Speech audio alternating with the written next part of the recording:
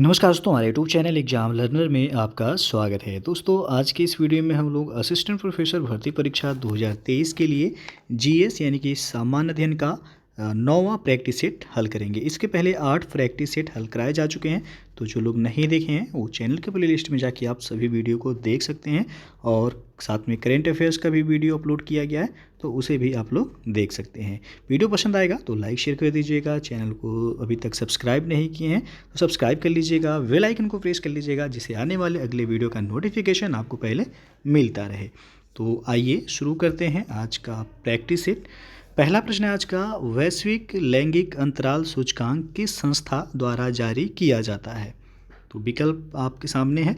इसका सही आंसर हो जाएगा डी ऑप्शन। यहाँ पे विश्व आर्थिक मंच यानी कि वर्ल्ड इकोनॉमिक फोरम जिसे कहा जाता है, तो ये वैश्विक लैंगिक अंतराल सूचकांक यानी कि ग्लोबल जेंडर गैप इंडेक्स जो है जारी करता है। इस सूचकांक को वर्ष 2006 में जो है शुरू किया गया था और देखा जाए 2022 में ग्लोबल जेंडर गैप इंडेक्स में भारत का रैंक जो है वह 135वां है 2022 में।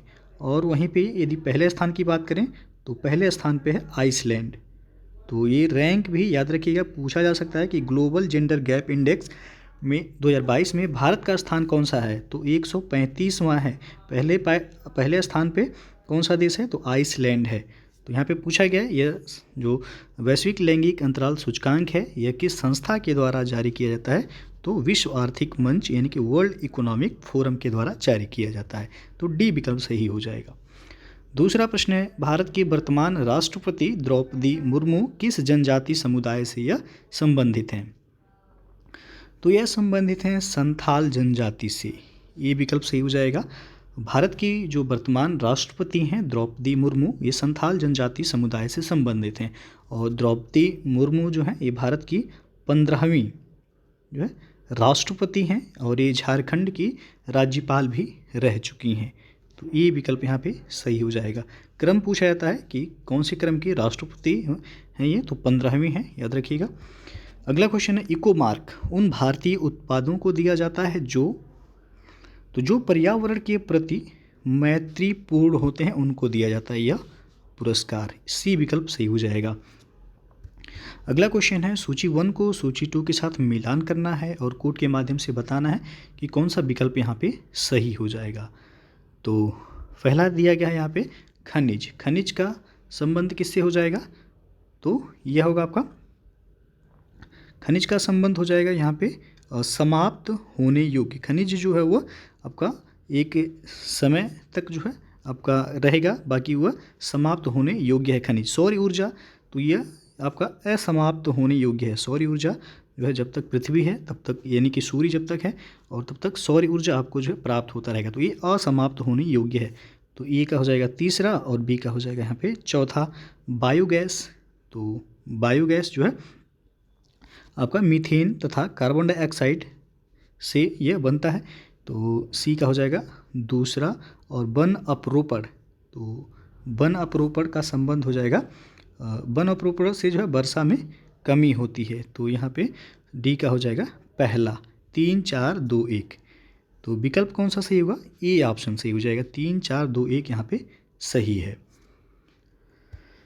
अगला क्वेश्चन देखते हैं, जैव विघटित प्रदूषक है, तो जैव विघटित प्रदूषक पूछा गया है, यहाँ पे वाहित मल हो जाएगा।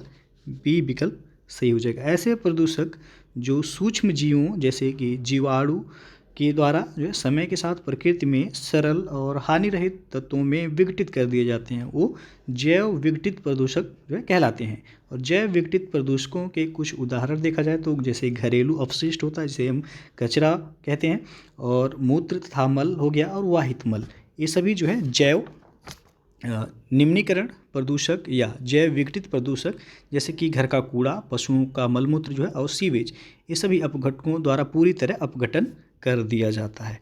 तो यहाँ पे बी ऑप्शन सही हो जाएगा, वाहित मल।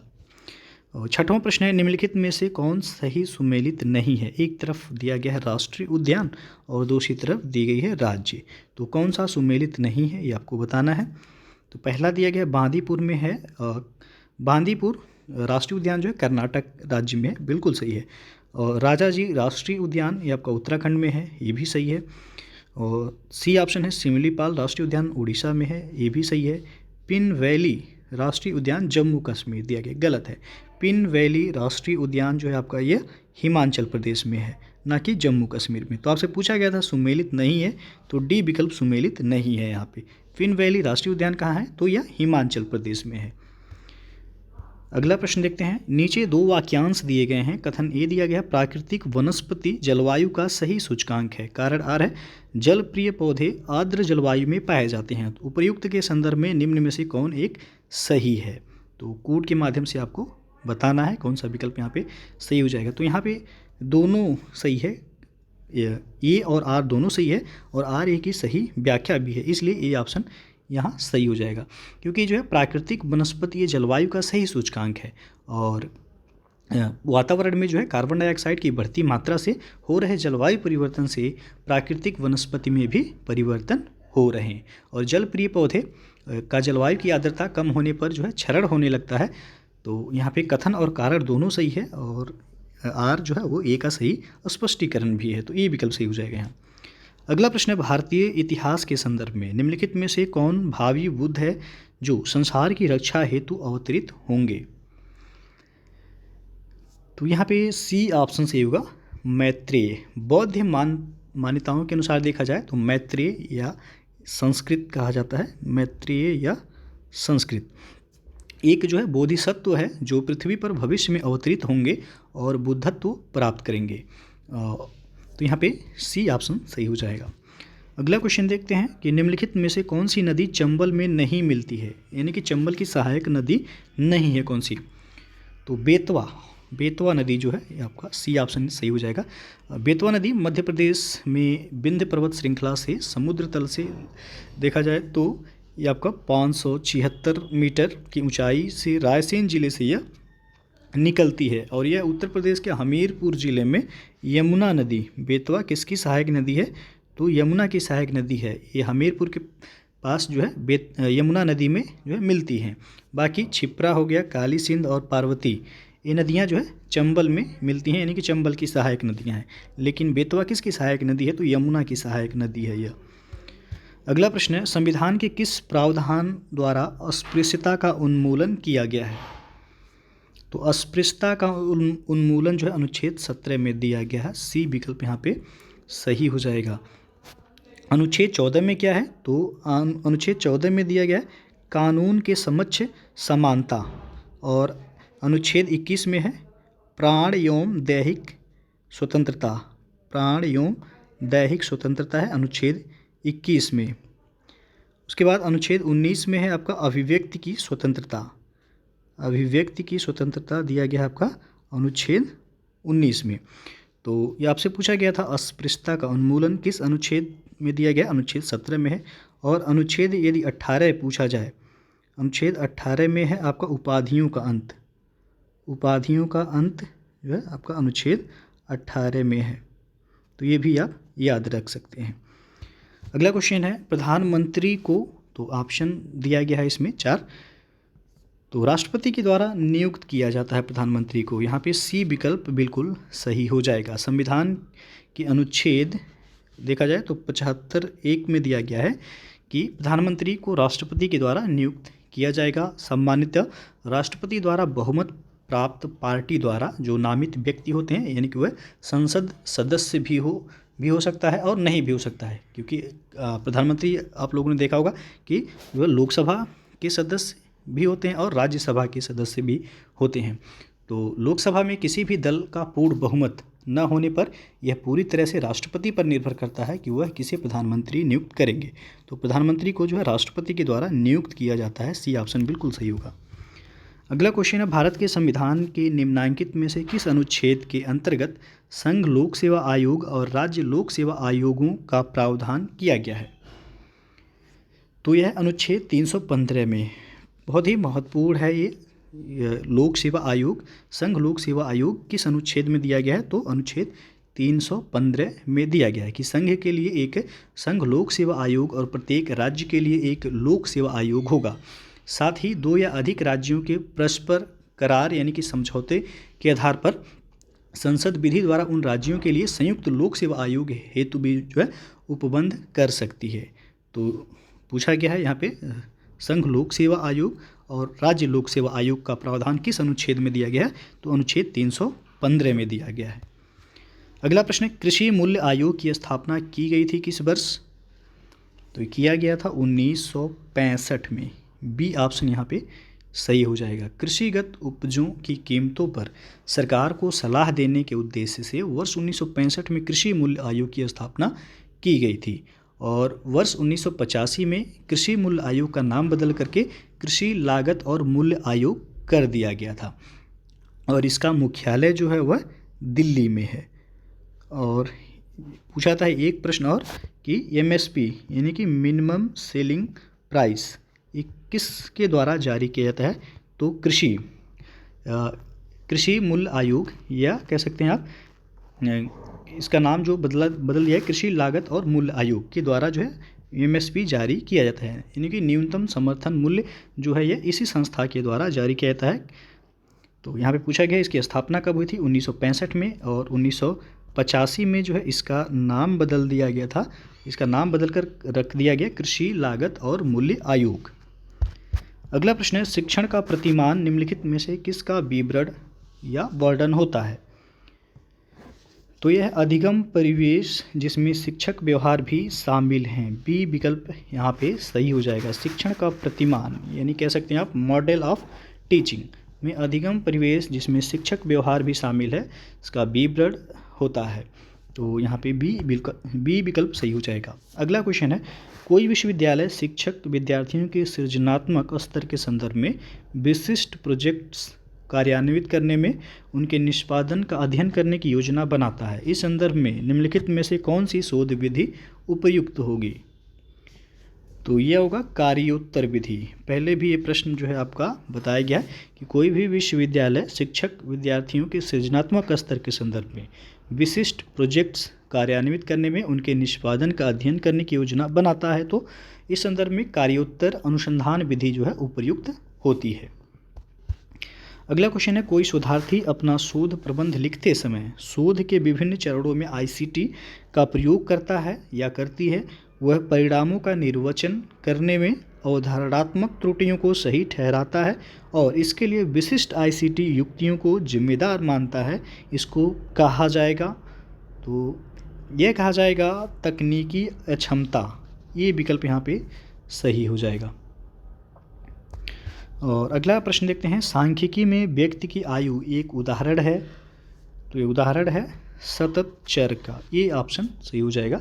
सांख्यिकी में व्यक्ति की आयु एक सतत चर यानी कि कॉन्टिन्यूअस वेरिएबल का उदाहरण है यह।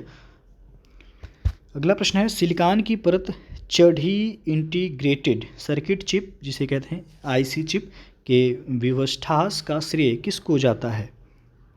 तो यानी कि पूछा गया है यहाँ पे आईसी चिप्स का जो जनक कह सकते हैं, तो यह किन के द्वारा जो है विकसित किया गया था? तो इसका सही विकल्प हो जाएगा JS किल्बी, यानी कि डी ऑप्शन यहाँ पे सही हो जाएगा। सिलिकॉन की परत चढ़ी इंटीग्रेटेड सर्किट चिप, आईसी का फुल फॉर्म भी पूछा जाता है आईसी चिप का। तो आईसी का फुल फॉर्म होता है इंटीग्रेटेड सर्किट चिप। इसका जो यदि कह सकते हैं कि खोज किनको जाता है, तो JS किल्बी को जाता है। उन्होंने वर्ष 1958 में 1958 में आईसी का निर्माण किया और इन्हें वर्ष 2000 में नोबेल पुरस्कार से भी सम्मानित किया गया था। अगला प्रश्न है, सेल को कॉपी करने के लिए आप कब कंट्रोल की को होल्ड करते हुए साथ साथ सेल बॉर्डर को ड्रैग करेंगे? तो ये कंप्यूटर का प्रश्न है। इसका सही आंसर होगा ए विकल्प, जब एक से ज़्यादा सेल कॉपी करने हो तब। जब एक से अधिक जो है सेल को एक बार में कॉपी करना हो तो उसके लिए कीबोर्ड पर कंट्रोल की को होल्ड करते हुए माउस के साथ साथ सेल बॉर्डर जो दिया होता है उसको ड्रैग करते हैं। तो ये ऑप्शन जो है सही हो जाएगा यहाँ पे। अगला प्रश्न है, सॉफ्टवेयर एप्लीकेशन के संदर्भ में CRM का अर्थ क्या होगा? CRM का अर्थ पूछा गया है, तो कस्टमर रिलेशनशिप मैनेजमेंट होता है इसका फुल फॉर्म। सी विकल्प यहाँ पे सही हो जाएगा। अगला प्रश्न है, ईमेल क्लाइंट को कॉन्फ़िगर करते समय निम्न में से कौन से कार्य पूरे किए जा सकते हैं? तो यहाँ पे जो दिया गया है कि ईमेल क्लाइंट को कॉन्फ़िगर करते समय कौन से कार्य पूरे किए जा सकते हैं, तो आपके आईएसपी मेल सर्वर का आईपी एड्रेस उपलब्ध कराना बिल्कुल सही है, आपके ईमेल खाते का नाम उपलब्ध कराना ये भी सही है। यह विनिर्दिष्ट करना कि आपके कंप्यूटर में ईमेल डाउनलोड करने के बाद होस्ट कंप्यूटर से डिलीट कर दी जाए, तो यहाँ पे डी ऑप्शन सही होगा, सभी जो है यहाँ पे सही हैं। अगला प्रश्न है, मार्च 2022 में प्रधानमंत्री नरेंद्र मोदी ने अहमदाबाद में 11वें खेल महाकुंभ का शुभारंभ किया। गुजरात में खेल महाकुंभ का आयोजन कब से किया जा रहा है, तो गुजरात में खेल महाकुंभ का जो है आयोजन 2010 से ही किया जा रहा है, सी विकल्प यहाँ पे सही हो जाएगा।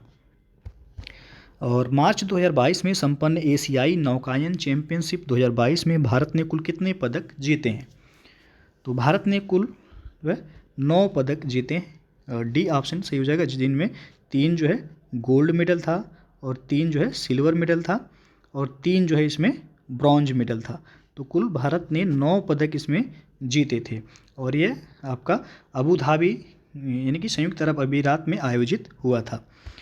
अगला प्रश्न है, मई 2022 में पोप फ्रांसिस ने वेटिकन सिटी के सेंट पीटर्स बेसिलिका में आयोजित समारोह में किस भारतीय को मरणोपरांत संत घोषित किया है, तो देव सहायम पिल्लई को, बी ऑप्शन सही हो जाएगा। यहाँ पे पोप फ्रांसिस ने मई 2022 में देव सहायम पिल्लई को मरणोपरांत संत घोषित किया है। तो यहाँ पे देखा जाए तो देव सहायम पिल्लई का जन्म जो हुआ था वो कन्याकुमारी तमिलनाडु में इनका जन्म हुआ था और ये ईसाई धर्म अपनाने के बाद जो है देव सहायम पिल्लई ने अपना नाम लेजारुख रख लिया था और वह मरणोपरांत संत घोषित होने वाले पहले आम भारतीय हैं यह। अगला प्रश्न है आपका, निम्नलिखित में से किस युग्म को इंग्लैंड में अंग्रेज अधिकारियों की हत्या के आरोप में फांसी की सज़ा मिली, तो वह था मदन लाल ढींगरा और उधम सिंह को, यहाँ पे सी विकल्प सही हो जाएगा। इंग्लैंड में अंग्रेज अधिकारियों की हत्या के आरोप में मदन लाल ढींगरा और उधम सिंह को फांसी की सज़ा मिली थी। आपको याद होगा कि मदन लाल ढींगरा ने 1 जुलाई 1909 को लंदन में भारतीय राष्ट्रीय संघ की बैठक में भारत राज्य सचिव के सलाहकार कर्जन वायली और कावास ललका को जो है गोलियों से भून दिया था और उसके बाद उन्हें जो है फांसी की सज़ा दी गई थी। उधम सिंह ने जो है कि जलियांवाला बाग हत्याकांड में अप्रत्यक्ष रूप से जिम्मेदार तत्कालीन पंजाब की गवर्नर माइकल ओ डायर की लंदन में 1940 में जाकर हत्या कर दी थी, तो इनको उस लिए जो है फांसी की सज़ा हुआ था। तो यहाँ पे पूछा गया है कि कौन सा युग्म है जो इंग्लैंड में अंग्रेज अधिकारियों की हत्या के आरोप में फांसी की सज़ा मिली थी, तो मदन लाल ढींगरा को मिला था कर्जन वायली की हत्या के कारण और उधम सिंह को मिला था माइकल ओ डायर की हत्या के कारण। अगला प्रश्न है, किस घटना के कारण गांधी जी ने असहयोग आंदोलन वापस लिया था, तो यहाँ पे बी ऑप्शन सही होगा, चौरी चौरा कांड। तो चौरी चौरा कांड कब हुआ था, तो कहीं पे आपको 4 फरवरी मिलेगा, कहीं पे किसी किताब में आपको 5 फरवरी मिलेगा, तो यह 1922 में हुआ था। 4 फरवरी 1922 को चौरी चौरा कांड से जो है क्षुब्ध होकर के महात्मा गांधी ने असहयोग आंदोलन को वापस ले लिया था और 12 फरवरी 1922 को बारदोली में हुई कांग्रेस की बैठक में आंदोलन को स्थगित करने का भी निर्णय लिया गया था। तो यहाँ पे बी विकल्प सही हो जाएगा। अगला प्रश्न है, पृथ्वी तक पहुँचने के लिए सूर्य से चला प्रकाश समय लेता है लगभग कितना, तो ये 8 मिनट, यहाँ पे ऑप्शन में जो दिया गया है सही हो जाएगा। 8 मिनट 19 सेकेंड करीब जो है समय लगता है, 8 मिनट 19 सेकेंड, लेकिन ऑप्शन में जो आपका दिया गया है नियर अबाउट, तो 8 मिनट यहाँ पे सही हो जाएगा। सूर्य से प्रकाश को जो पृथ्वी तक पहुँचने में करीब देखा जाए तो वो 8 मिनट 19 सेकेंड का समय लगता है। अगला प्रश्न है, ट्राइसिम एक कार्यक्रम है, तो ट्राइसिम जो है ये आपका ग्रामीण विकास का एक कार्यक्रम है। ट्राइसिम का फुल फॉर्म भी पूछा जाता है, तो training rural youth for self employment जो है ट्राइसिम का फुल फॉर्म होता है। यह योजना जो है एकीकृत ग्रामीण विकास कार्यक्रम के समर्थन घटक के रूप में 1979 में शुरू की गई थी। अगला प्रश्न है, नीचे दो कथन दिए गए हैं। कथन पहला है, यूजीसी अधिनियम 1956 की धारा 2 के अधीन केंद्र राज्य अधिनियम द्वारा विश्वविद्यालयों की स्थापना की जाती है। और कथन दूसरा है कि यूजीसी अधिनियम 1956 की धारा 3 के तहत यूजीसी की सलाह पर केंद्र सरकार की अधिसूचना द्वारा मानित विश्वविद्यालय घोषित किए जाते हैं। तो उपयुक्त कथनों के आलोक में निम्नलिखित विकल्पों में से सही उत्तर चुनें। तो दोनों ही यहाँ पे कथन आपका सही है, तो ये विकल्प सही हुआ। कथन 1 और 2 दोनों सही हैं।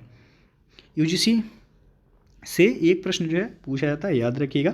तो यहाँ पे जो दिया गया, यूजीसी अधिनियम 1956 की धारा 2 में दिया गया कि केंद्र या राज्य अधिनियम द्वारा विश्वविद्यालयों की स्थापना की जाती है। और विश्वविद्यालय से इतर ऐसे उच्चतर शिक्षण संस्थान जो शिक्षा के विशिष्ट क्षेत्र में ऊंचे स्तर पर कार्य कर रहे हैं, उन्हें विश्वविद्यालय अनुदान आयोग यानी कि यूजीसी की सलाह पर केंद्र सरकार द्वारा मानित विश्वविद्यालय घोषित भी किया जा सकता है। तो दोनों ही कथन सही है यहाँ। और अंतिम प्रश्न है, किस भारतीय खिलाड़ी ने राष्ट्रमंडल खेल 2022 में 1 अगस्त 2022 को वेट लिफ्टिंग के 73 किलोग्राम भार वर्ग में भारत के लिए स्वर्ण पदक जीता था? तो वह थी अंचिता सियूली। ये विकल्प सही हो जाएगा। अंचिता सियूली ने राष्ट्रमंडल खेल 2022 में 1 अगस्त 2022 को वेट लिफ्टिंग में जो है ये 73 किलोग्राम भार वर्ग में भारत के लिए स्वर्ण पदक जीते थे। तो ये ऑप्शन जो है यहाँ पे बिल्कुल सही है। तो दोस्तों, ये था आपका उत्तर प्रदेश असिस्टेंट प्रोफेसर भर्ती परीक्षा 2023 के लिए जीएस यानी कि सामान्य अध्ययन का 9वां प्रैक्टिस सेट। इसके पहले 8 प्रैक्टिस सेट हल कराए जा चुके हैं। तो आपको पता होगा कि इसमें 30 प्रश्न, जो पेपर जीएस का होता है, 30 प्रश्न पूछे जाते हैं इसमें। तो उसके लिए जो ये काफ़ी महत्वपूर्ण है। तो यदि वीडियो अच्छा लगा हो, लाइक शेयर कर दीजिएगा। चैनल को सब्सक्राइब नहीं किए हैं, सब्सक्राइब कर लीजिएगा। बेल आइकन को प्रेस कर लीजिएगा, जिससे आने वाले अगली वीडियो का नोटिफिकेशन आपको पहले मिलता रहे। तो वीडियो को पूरा देखने के लिए बहुत बहुत धन्यवाद।